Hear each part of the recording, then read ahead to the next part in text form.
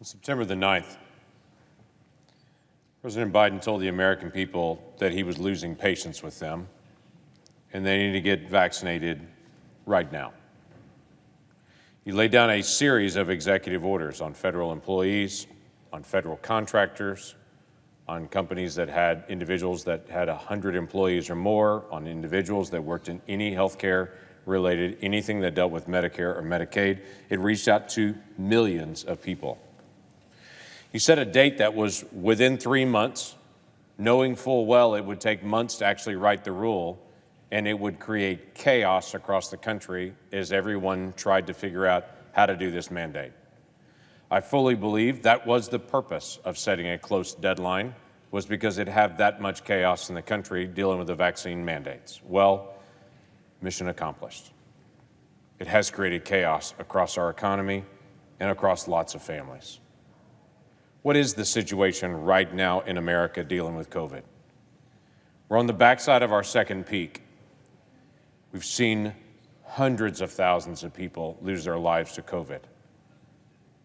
We've seen hospitals fill, get back to order, fill again, get back to order. But in the meantime, 3 vaccines have been developed, multiple different treatments have been developed, a multitude of tests have been developed, which has been the primary issue that we have every year with the flu. We don't panic every year on the flu because we have testing, we have treatment, we have vaccines. We now have, for COVID, testing, treatments, and vaccines. This becomes much more manageable. In the meantime, right at 80% of all Americans who are 12 years old or over have already had at least 1 dose of one of the vaccines. Let me run that past you again. 80% of Americans have had at least 1 dose of one of the 3 vaccines, of those 12 years old or older. About 45 million Americans have recovered from COVID, had it, tested positive, and have recovered.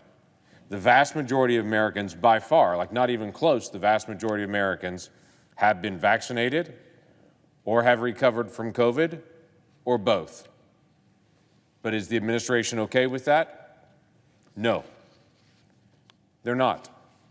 The administration has laid down their own law to say if Americans do not get the vaccine, those 20% left that haven't got the vaccine, they're 12 years old or older, if they don't get the vaccine, this administration is going to find some way for them to lose their job, which for many people will also mean lose their insurance, lose their pension, and sometimes lose their home.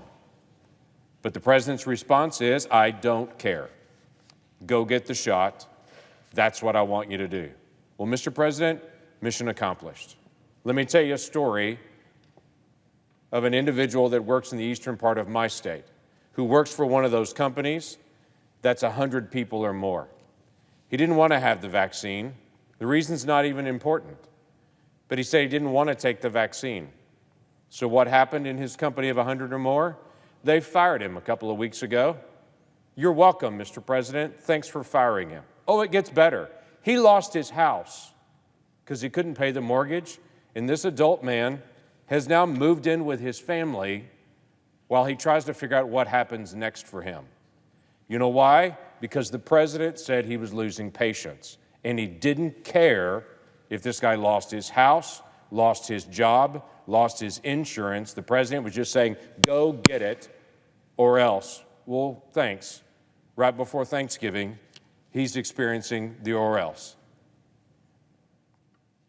One of my constituents' husband is facing termination. He's from another one of those large companies. He's worked for them for 30 years. He has secret clearance from the DOD, and his doctor gave him an exemption because his cardiac numbers fluctuate so much, and he is one of those high-risk individuals for blood clots, which can be a side effect of the vaccines. So his doctor has encouraged him not to take the vaccine. So he went into his job, he asked for the exemption, the medical exemption, and he was given 2 forms to sign. The first of the forms said he had to agree to take the vaccination or he would lose his job. The second form agreed that if he took the vaccination, he would not sue the company if he had a negative reaction. So here's a man who has to choose between taking the vaccine, knowing that his doctor has told him not to do it, and if he does take it, if he has a negative reaction, the company wants to be held harmless for it, and he's got to sign a document saying the company will be held harmless for it, or lose his job. Do you know why? Because President Biden said he was losing patience. So this family gets to sit around over Thanksgiving not talking about football, but talking about whether he's going to lose his job or possibly have a blood clot in the hospital. Which would you like to have that conversation on over Thanksgiving? There's a company that does electrical engineering that also has one of those federal contracts they talk about. Some of the employees don't do the federal contracting, they work for other issues. 50 people of the 250 in the company have said they don't want to take the vaccine, and so they're in the process of losing their jobs. And that company will not be able to fulfill its federal contract because hiring 50 more electricians is not that simple right now with the economy that we're currently in. A constituent told us that her employer is going to lay her off on December the 8th because she hasn't had the vaccine yet. So she will spend Thanksgiving discussing this with her family as she approaches the time where she's about to be laid off. She works in one of those companies that has a federal contract. She reached out to her primary care doctor, who is at the VA, by the way, and the VA instructed her that they're not writing exemptions for medical exemptions. She's on her own. Why? Because the president's losing patience, and he's decided he's going to throw all of these families in chaos, or they're going to lose their job because he said so. Why have I been fighting this mandate since September the 9th when the president actually announced it? Because it was obvious to me what was coming. It was this. Everyone could see it, apparently, but the White House. Americans are stubborn people. That's what's made us the most prosperous, freest people in the world. We're entrepreneurs. We take risks. We understand the consequences for our risk, but we also go do because we can. We're Americans. And now the President of the United States has announced, I don't care. You're going to get this or else. So what's the real effect of this? All of this chaos? Oh, this is just part of it. There's a whole lot more. How about the EMS folks that are in rural Oklahoma that are having a hard time actually keeping some of their drivers and folks in because they've chosen not to take the vaccine? What happens in 3 weeks from now when people get sick at their house or have a heart attack and EMS can't respond because those folks got fired from their jobs because the president said, I'm losing patience? What happens? I'll tell you what happens. People will die. Other families are going to struggle through this process as they're figuring out where they're going to work because they've lost their career because the president said, I've lost patience with you. Tell me this. For the person that's the JAG officer in the military, works in the National Guard, and for whatever reason, whether it's a religious accommodation, medical accommodation, whatever it may be, they choose not to take this vaccine. When they get a dishonorable discharge, what happens to them? They lose their law license, is what happens to them. They're disbarred, and they're no longer practicing their profession. What happens to the state trooper in Oklahoma that also serves on our National Guard? When they get dishonorably discharged, they don't just lose their military career, they lose their civilian career. What happens to the nurse or the doctor that serves with the National Guard? When they get drummed out, what happens? They lose their military career and their civilian career. That's what happens. Do you know why? Because the president decided he was losing patience with the American people, and they have to do what he says to do, not what they want to do. That's why all this chaos is happening. I heard from a constituent 28 years of federal service. 28 years of federal service. I'm not going to give the administration that they work in, but they work behind the scenes in an exceptionally important, exceptionally difficult task, serving their neighbors as a federal employee. She doesn't want to retire, but she doesn't want to take this vaccine either. So you know what she's doing? She's retiring. And what's going to happen in this agency in Oklahoma when they lose this cornerstone person at this agency? They will struggle to figure out what she did, how she did it. And people in Oklahoma will get less help in that agency because a long-term, vital civil servant is about to get run out of civil servants because President Biden decided he lost patience with her. That wasn't in her civil service contract. That was never negotiated with any of the collective bargaining rights agreements. Never. There is no addition in any collective bargaining rights agreements for federal employees that they have to get a vaccine mandate if the president decides that they do. But he decided, that is, President Biden decided, that he was going to take this on. And so she is going to be discussing over Thanksgiving what she's going to do post-retirement, wishing that she could stay a little longer to be able to build up a few more years, and thought she was going to be able to, but instead she got ran out because she and the president had a difference of opinion about a brand new vaccine. Now, I've said to this group before several times, and I'll say it again. I've had the vaccine. I encourage others to take the vaccine. 80% of Americans who are 12 years old or older have had the vaccine. There are plenty of Americans that have had the vaccine, that support the vaccine, but do not want their next door neighbor to get fired because they disagree on the vaccine. In fact, I don't know a lot of people that do, though I've met some that are just that heartless to be able to say, I don't care what you think. I want to feel better forcing you to go get the vaccine. I've met some of those folks, but I don't meet many of them. Most of them say, I freely made the decision. They should be able to freely make the decision as well. But apparently that's not where the president is, and unfortunately, that's not where some of my Democratic colleagues are. Because multiple times we have brought an end to the vaccine mandates to multiple committees in multiple places over the last several months, and it gets knocked down every time. Just this week, we filed a Congressional Review Act dealing with just the OSHA piece. We've got another one coming dealing with all of those on CMS.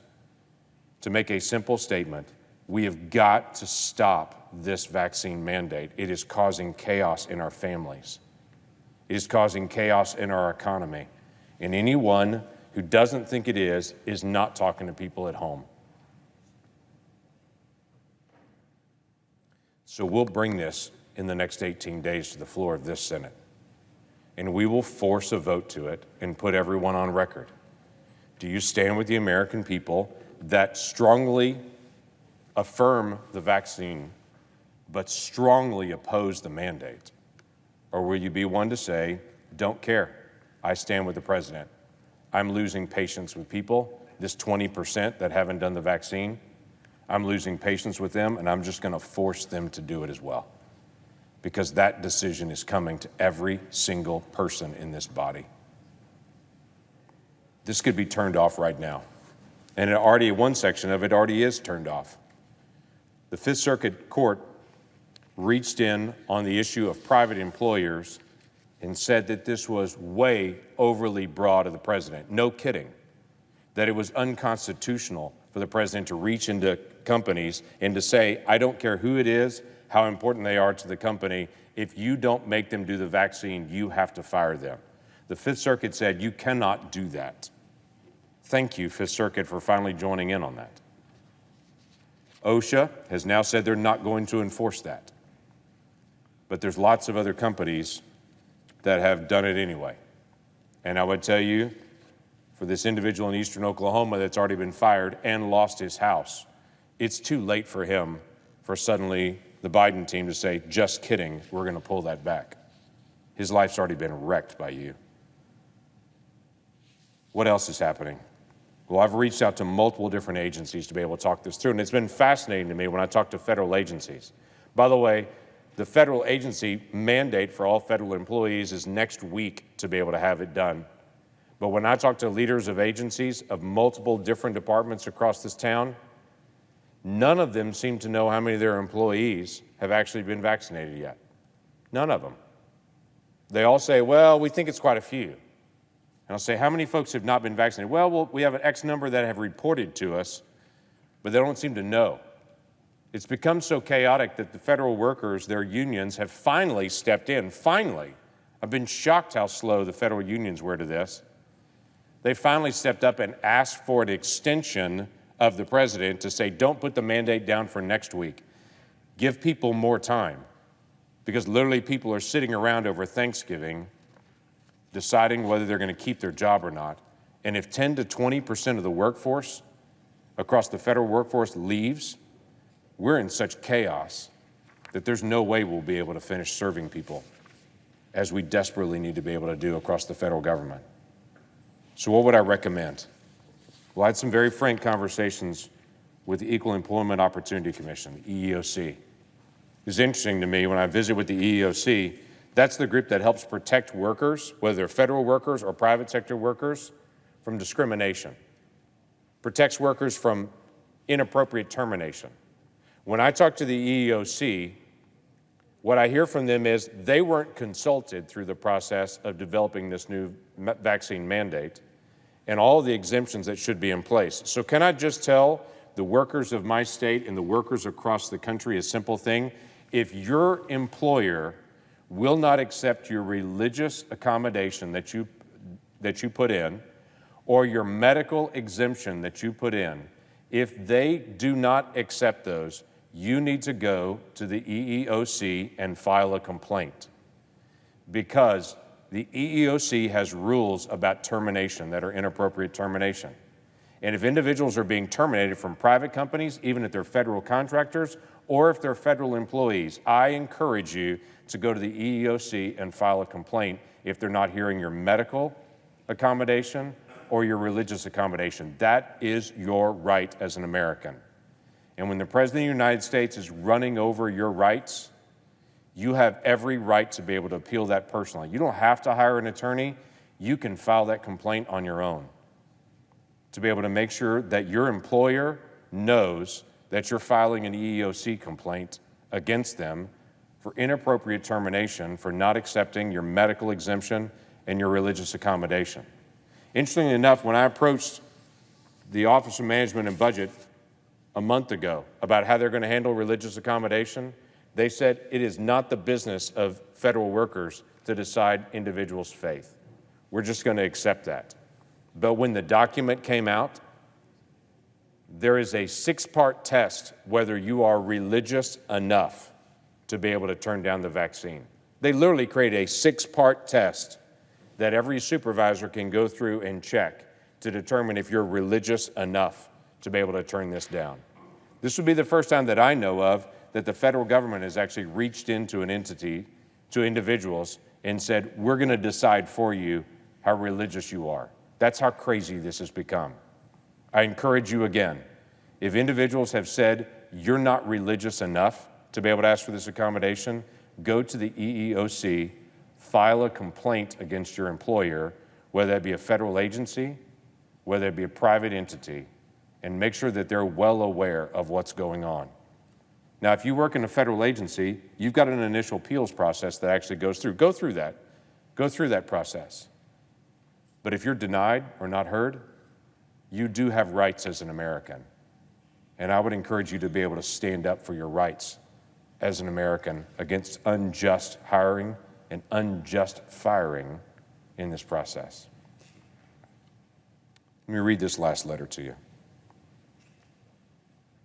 As we have fought through this process and to find every leverage point I can find for the people in my state to be able to make their own decisions, it has been difficult to be able to talk to people in the struggles that they have.